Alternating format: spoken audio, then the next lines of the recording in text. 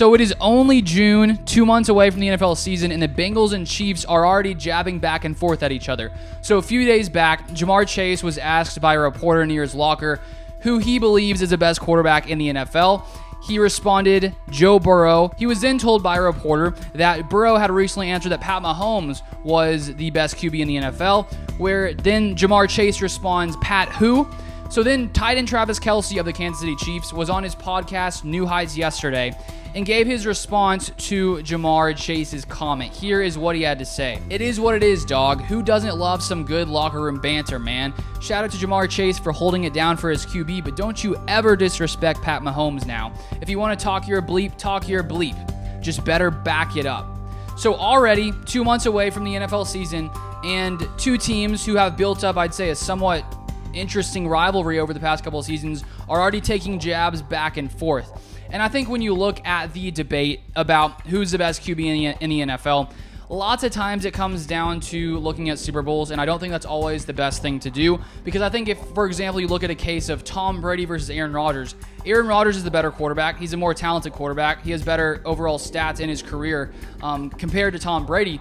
But when you look at Super Bowls, Brady does have 7 Super Bowls to Aaron Rodgers' only 1 Super Bowl. But I think when you look at playoffs and you look at the, the narrative out there that Rodgers seemingly isn't a good playoff QB, I think, though, if you look at the stats, if you look at how many points per game Aaron Rodgers' offense has scored, he actually scored more points per game in the playoffs than Tom Brady in his entire career. Aaron Rodgers has averaged 28 points per game to Tom Brady's 27 points per game.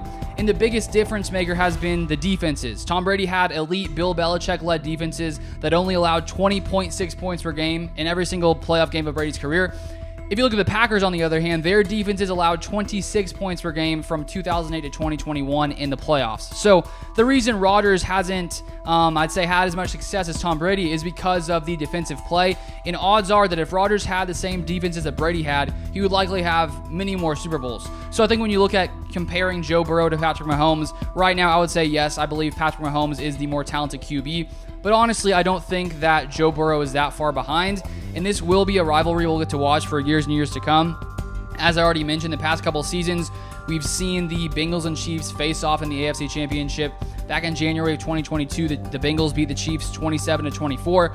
Unfortunately, couldn't finish it off, lost to the Rams in the Super Bowl. And then last season, in January of this year, the Chiefs beat the Bengals 23-20, went on to win the Super Bowl. So now Patrick Mahomes is sitting there with 2 Super Bowls. Joe Burrow currently with 0 at the moment.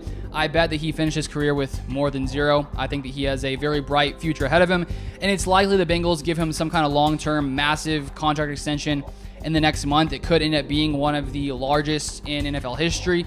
And so this is going to be a matchup, Mahomes versus Burrow, that we'll likely get to see for years and years to come. And I believe that in late December, we'll see this matchup. So to already see them going back and forth in June, it's pretty exciting. I enjoy when people smack talk each other because it makes those games that much more interesting to sort of see how the emotions flare up and what sort of happens in those games. But I just wanted to cover that news. If you guys want to save the day with all things NFL, feel free to subscribe to this channel. I also have an NFL newsletter breaking down the newest NFL news every single morning. You can go to sidelinescoop.com to sign up for that. But thank you so much for watching, and I'll see you guys next time.